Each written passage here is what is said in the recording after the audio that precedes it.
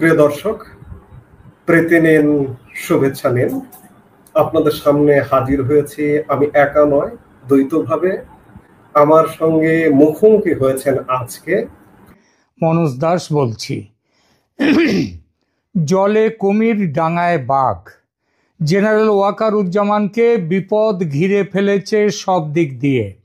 শক্তি এবং দুর্বলতার মধ্যে দাঁড়িয়ে থাকা বাংলাদেশের সামরিক প্রতিষ্ঠানের শীর্ষ অবস্থানে থেকেও জেনারেল ওয়াকারুজ্জামান এক অনন্য ঝুঁকিপূর্ণ অবস্থানে পৌঁছে গেছেন আজ। এটা একই সঙ্গে শক্তি এবং দুর্বলতার সমন্বয়, ক্ষমতা এবং অসহায়তার একটি জটিল মিশ্রণ। জেনারেল জামানের অবস্থা আসলে এই মুহূর্তে বাংলাদেশের রাজনৈতিক ভবিষ্যতের সাথে অঙ্গাঙ্গিভাবে জড়িত। যদি আগামী নির্বাচনে বিএনপি ক্ষমতায় আসে, তাহলে 2004 সালের গ্রেনেড বিস্ফোরণ মামলায় তারেক রহমানের বিরুদ্ধে চালানো তৎকালীন সেনা পুলিশ অভিযানের সাথে যাদের সংযোগ ছিল, তারা কঠোর রাজনৈতিক প্রতিহিংসার সম্মুখীন হতে পারেন। বেশ কিছু রাজনৈতিক ব্যক্তিত্ব ও সেনা অফিসার যারা গ্রেনেড হামলার পরবর্তী অধ্যায়ের সঙ্গে পরিচিত, তারা ব্যক্তিগত আলাপচারিতায় আমাকে জানিয়েছেন, গ্রেনেড হামলায় অভিযুক্ত তারেক রহমানকে সেনা পুলিশ গ্রেপ্তার করে। গ্রেপ্তারের পর তার পা ওপরে বেঁধে ঝুলিয়ে, মাথা নিচের দিকে ঝুলিয়ে এমন পালিশ করেছিল তাকে যে তারেক রহমানের মেরুদণ্ডের হাড় ভেঙে যায়। চিকিৎসার জন্যে তাকে লন্ডনে নিয়ে যেতে হয়। হেঁটে বিমানে ওঠার ক্ষমতা ছিল না তার। এই পালিশ করার কাজে নেতৃত্ব দেন আজকের জেনারেল ওয়াকারুজ্জামান। তখন তিনি জুনিয়র অফিসার।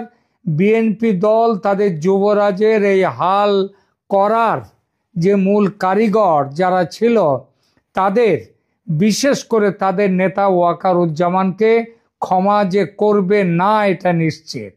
অন্যদিকে আওয়ামী লীগ যদি পুনরায় ক্ষমতায় আসে, তাহলে 5 আগস্ট 2024-এ শেখ হাসিনার পতনে তার ভূমিকার জন্য তার বিরুদ্ধে দেশদ্রোহ বা অন্যান্য গুরুতর অভিযোগ আনা যে হতে পারে এটা নিশ্চিত।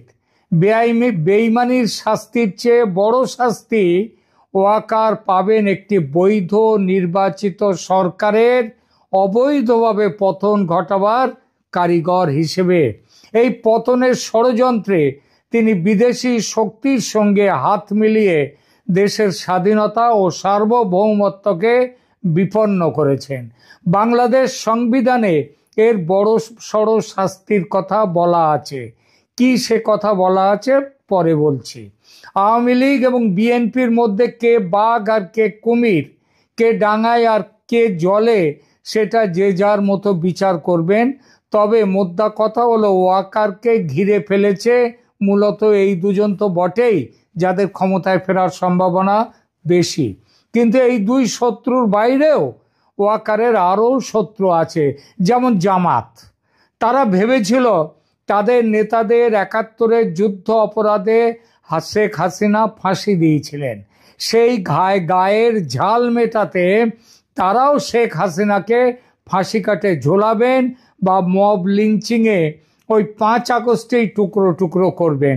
ব্যবস্থা পাকা হয়ে গিয়েছিল, কিন্তু ভারতের চাপে জেনারেল ওয়াকার শেখ হাসিনাকে বিশেষ সেনা বিমানে দিল্লি পাঠিয়ে দেন।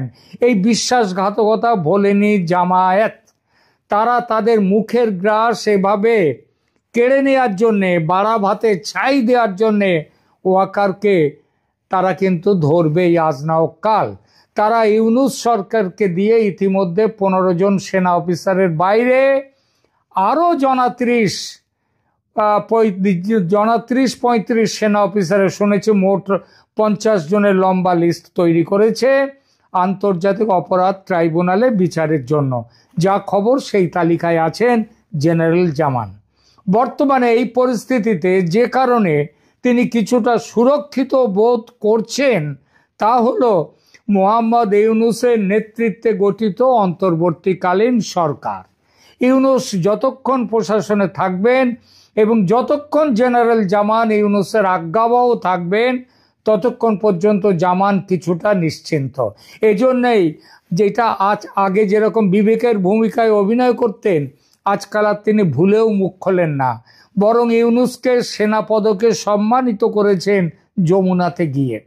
পাকিস্তানের সেনানায়ক অপারেশন সিন্দুরে গোহারা হেরে ফিল্ড মার্শাল হয়েছেন, আর বাংলাদেশকে রসাতলে পাঠিয়ে ইউনূস, যিনি নিজে সেনা নন, সেনার কোনো সদস্য নন, তিনি বিশিষ্ট সেনা পদক পেলেন, সেটা হচ্ছে এই ওয়াকারের কাছ থেকে। চমৎকার। কিন্তু এই নিরাপত্তাটি কিন্তু অত্যন্ত সংকটপূর্ণ, মানে ইউনূসের নিরাপত্তা, ইউনূসের কাছ থেকে যে নিরাপত্তা পাচ্ছেন ওয়াকার, এবং বহু বিষয়ের ওপর নির্ভরশীল। 2004 সালের গ্রেনেড হামলার মামলায় দেখা যাচ্ছে যে বাংলাদেশের আদালত, মানে ব্যবস্থা, আদালতে বিচার ব্যবস্থা কিভাবে রাজনৈতিক পরিবর্তনের সাথে বিচারের রায় পরিবর্তিত হচ্ছে। 2018 সালে তারেক রহমান এবং অন্যদের মৃত্যুদণ্ড দেওয়া হয়েছিল। এটা 2004-এর গ্রেনেড মামলায় 2018 সালে 14 বছর ধরে বিচারের পর মৃত্যুদণ্ড দেওয়া হয়। কিন্তু 2024 সালে শেখ হাসিনার পতনের পরে হাইকোর্ট সেই সমস্ত সাজাকে বাতিল করে দেয় এবং তারেক রহমান সমেত সকলকে বেকসুর খালাস দিয়ে দেয়। এই প্রসঙ্গে জেনারেল জামানের অবস্থানও এই ধরনের রাজনৈতিক উত্থান পতনের সাপেক্ষে। যদি বিএনপি ক্ষমতায় আসে এবং 2004-এর ঘটনাগুলিকে নতুন করে মূল্যায়ন করা হয়, তাহলে অনেক সেনা পুলিশ কর্মকর্তার সঙ্গে জেনারেল ওয়াকারুজ্জামানও বিচারের মুখোমুখি হবেন, এবং সেটা হবেন মানবাধিকার লঙ্ঘনের দায়ে। আমার আগেই বলেছি, 5 আগস্টে রাইফেল নামিয়ে রেখে নির্বাচিত সরকারের পতন ঘটাবার দায় একান্তভাবে ওয়াকারুজ্জামানের ওপর পড়ে। যাবেন কোথায়? ওই যে বলেছি না, জলে কুমির ডাঙায় বাঘ।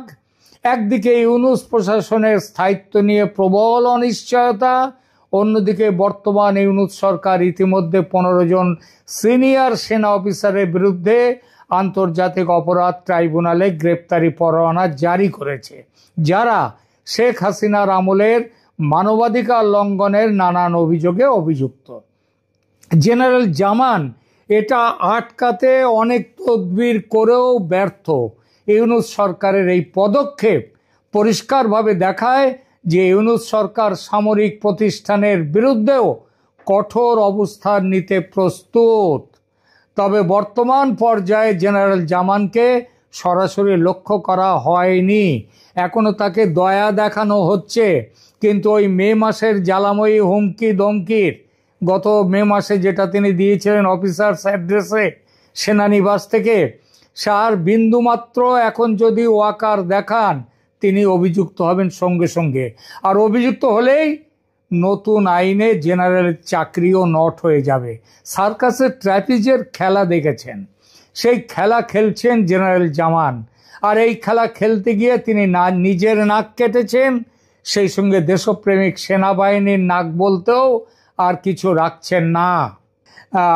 ইউনূসের চেলা চামুন্ডারা দিন রাত খিস্তির বন্যা বইয়ে দিচ্ছে ওয়াকারের নামে, সেনার নামে, তাকে কুকুর বলে গালি দিচ্ছে, এই সমস্ত কিছু। কিন্তু এসব সত্ত্বেও ওয়াকারুজ্জামান তিনি কি করছেন?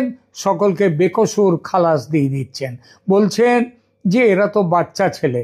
তিনি ওই যে বললাম যে কথাটা বলছেন, পৃথিবীতে এমন দ্বিতীয় কোনো দেশ পাবেন না যার আর্মি চিফ এতটা দুর্বল, এতটা আত্মমর্যাদাহীন। একটু পুরনো দিনের বাংলা একটু গালাগাল হয়, তাহলেও বলতে বাধ্য হচ্ছি কথাটা। সেটা হচ্ছে ওয়াকারুজ্জামান এতটা ধ্বজভঙ্গ সেনাপ্রধান হতে পারে, সেটা কেউ ভাবা যায়নি। জেনারেল জামান ইউনূস সরকারের সাথে সহযোগিতা করছেন ক্ষমতা ধরে রাখার জন্যে। অপরাধীর কাঠগড়ায় যাতে না দাঁড়াতে হয় তার জন্য। ইউনূস প্রশাসনের সাথে তার সম্পর্ক খারাপ হলে তার অবস্থান দুর্বল হয়ে যাবে। কোনো জেনারেল যে এমন দুর্বল মেরুদণ্ডের হতে পারে, ভারতের সেনা কর্তৃপক্ষ সেটা আন্দাজও করতে পারেনি। পারলে এই লোকটার পেছনে এত সময় ও শ্রম ব্যয় করতো না। কমাস আগে মধ্য আফ্রিকা সফর সেরে ফেরার সময় সামরিক অভ্যুত্থান থেকে তাকে বাঁচাতো না ভারতের গোয়েন্দারা। বাংলাদেশের মিলিটারি ইতিহাসে এমন অনেক ঘটনা রয়েছে যেখানে সেনা নেতৃত্ব রাজনৈতিক পরিবর্তনের সময় বিপদে পড়েছে। 1975 সালের পরবর্তী সেনা অভ্যুত্থান থেকে শুরু করে 1-11 সরকারের সময় পর্যন্ত সামরিক প্রশাসন সবসময় পরবর্তী সরকারের দৃষ্টিকোণ থেকে বিচারের মুখে পড়েছে। জামানের ক্ষেত্রে এই ঐতিহাসিক প্যাটার্ন একটি বড় হুমকি। জেনারেল জামানের ভবিষ্যৎ এখন 3টি মূল ফ্যাক্টরের ওপর নির্ভর করছে। প্রথমত, ফেব্রুয়ারি 2026-এ পরিকল্পিত নির্বাচনের ফলাফল এবং কোন রাজনৈতিক দল ক্ষমতায় আসে তার উপর। আবার সেই রাজনৈতিক দল তাকে ক্ষমা করবে কিনা। খবর আছে ওয়াকার হাসিনার সঙ্গে যোগাযোগ করেছেন, কথা বলেছেন। এই জন্যই শেখ হাসিনা তার পতনের পেছনে ওয়াকারুজ্জামানের ভূমিকা নিয়ে যে সাক্ষাৎকারগুলো বর্তমানে কিছুদিন ধরে দিচ্ছেন, তার কোথাও এই সেনার ভূমিকা, ওয়াকারুজ্জামানের ভূমিকা নিয়ে আজকাল কিছু বলছেন না। দ্বিতীয়ত, ইউনূস প্রশাসনের স্থায়িত্ব এবং তার আন্তর্জাতিক অবস্থান। ইউনূস যতদিন ক্ষমতায় থাকবে তার তাবেদারি করে ওয়াকার ক্ষমতায় থাকবে। এখন ইউনূস যদি ফেব্রুয়ারির নির্বাচনটাকে যদি আরো 2 বছর 1-5 বছরের জন্য পিছিয়ে নিয়ে যায়, তাতে ওয়াকারুজ্জামান কিচ্ছু বলবে না, দেখে নেবেন। তৃতীয়ত, পাকিস্তান এবং পূর্বতন সোভিয়েত ইউনিয়নের সেনা প্রধানদের মতোই আন্তর্জাতিক সম্প্রদায় এবং আন্তর্জাতিক আইনের ভূমিকা, যেখানে একজন সেনা নেতা যুদ্ধ অপরাধ এবং মানবাধিকার লঙ্ঘনের জন্য বিচারের সম্মুখীন হতে পারেন। এটা এড়াতে পারবেন না ওয়াকারুজ্জামান। জুলাই অভ্যুত্থানের সেনা একেবারে অহিংসার রাস্তায় যে গোড়া থেকে ছিল তা তো নয়। এবার আসি, তারাও গুলি চালিয়েছে। এবার আসি সরকার পতনের পর কি শাস্তি হতে পারে ওয়াকারুজ্জামানের সেই বিষয়টিতে। ইউনূস আমলের বর্তমান ট্রাইব্যুনাল থাকলে জামাত যে শাস্তি দিতে চাইবে সেটাই হবে। সেখানে কোনো আইনের কোনো বাধ্যবাধকতা নেই। বিএনপি ক্ষমতায় এলে তারেক রহমান ও অন্যদের পেটানোর দায়ে মানবাধিকার লঙ্ঘনের মামলা হবে, তাতে বেশ কয়েক বছরের অনিবার্য কারাবাস। আর আওয়ামী লীগ ক্ষমতায় এলে শেখ হাসিনা আবার প্রধানমন্ত্রী হবেন, নির্বাচিত না হলেও পরেও নির্বাচনে দাঁড়ানো যায়। তখন ওয়াকারের বিরুদ্ধে দেশদ্রোহের মামলা চালু হতে পারে। আর তার কি শাস্তি, কারণ ততদিন আবার ওয়াকার তিনি কিন্তু রিটায়ার করে যাবেন। তার কি শাস্তি বলি সে কথা। বাংলাদেশের সংবিধানে দেশদ্রোহ বা রাষ্ট্রদ্রোহ সম্পর্কিত শাস্তির বিধান অনুচ্ছেদ 7 ক-এ নির্ধারিত হয়েছে। সংবিধানের অনুচ্ছেদ 7 ক অনুযায়ী যে কোনো ব্যক্তি যদি শক্তি প্রদর্শন বা শক্তি প্রয়োগের মাধ্যমে অথবা অন্য কোনো অসাংবিধানিক পন্থায় সংবিধান বা এর কোনো অনুচ্ছেদ রদ, বাতিল বা স্থগিত করে অথবা ঐরূপ করার জন্য উদ্যোগ গ্রহণ বা ষড়যন্ত্র করে, বা সংবিধান এবং এর কোনো বিধানের প্রতি নাগরিকের আস্থা, বিশ্বাস বা প্রত্যয় পরাহত করে অথবা ঐরূপ করার জন্য উদ্যোগ গ্রহণ বা ষড়যন্ত্র করে, তাহলে তার এই কার্য রাষ্ট্রদ্রোহিতা হবে এবং সেই ব্যক্তি রাষ্ট্রদ্রোহিতার অপরাধে দোষী হবে। অনুচ্ছেদ 7 ক-এর 3 নম্বর দফায় বলা হয়েছে, রাষ্ট্রদ্রোহিতার অপরাধে দোষী ব্যক্তি বাংলাদেশের প্রচলিত আইন অনুযায়ী দেওয়া সর্বোচ্চ শাস্তিদণ্ডে দণ্ডিত হবে। এইবার এই সর্বোচ্চ শাস্তির মানেটা নিয়ে ব্যাখ্যার পার্থক্য আছে। এর অর্থ হলো সংবিধান নিজে কিন্তু মৃত্যুদণ্ডের কথা বলেনি, বরং এটি বাংলাদেশের দণ্ডবিধি 1860-এর প্রাসঙ্গিক ধারা তার দ্বারা নির্ধারিত হয়। বাংলাদেশের দণ্ডবিধির 124-এর ক ধারা অনুসারে যে ব্যক্তি লিখিত বা মৌখিক শব্দাবলী, চিহ্ন বা দৃশ্যমান প্রতীকের মাধ্যমে আইন বলে গঠিত সরকারের প্রতি ঘৃণা বা বিদ্বেষ সৃষ্টি করে, বৈরিতা সৃষ্টি করে, যেটা ওয়াকারুজ্জামান করেছেন শেখ হাসিনার সরকারের প্রতি, সেই ব্যক্তি এই শাস্তিগুলোর একটিতে দণ্ডিত হবে। কি? যাবজ্জীবন বা তার চেয়ে কম মেয়াদের কারাদণ্ড, সেই সাথে অর্থদণ্ড, অথবা 3 বছর মেয়াদি কারাদণ্ড এবং সেই সাথে অর্থদণ্ড, অথবা তৃতীয়ত শুধুমাত্র অর্থদণ্ড। একথা উল্লেখযোগ্য যে দণ্ডবিধির ধারায় ওই 124-এর ক ধারায় মৃত্যুদণ্ডের বিধান নেই। সর্বোচ্চ শাস্তি বলা হয়েছে যাবজ্জীবন। সুতরাং মৃত্যুদণ্ড না হোক, উনি তো আবার শেখ হাসিনার আত্মীয়, সুতরাং মৃত্যুদণ্ড না হোক, যাবজ্জীবন কারাগারে কাটাবার সম্ভাবনা একেবারে বাদ দেয়া যায় না। এখনকার মতো এই পর্যন্ত। ধন্যবাদ।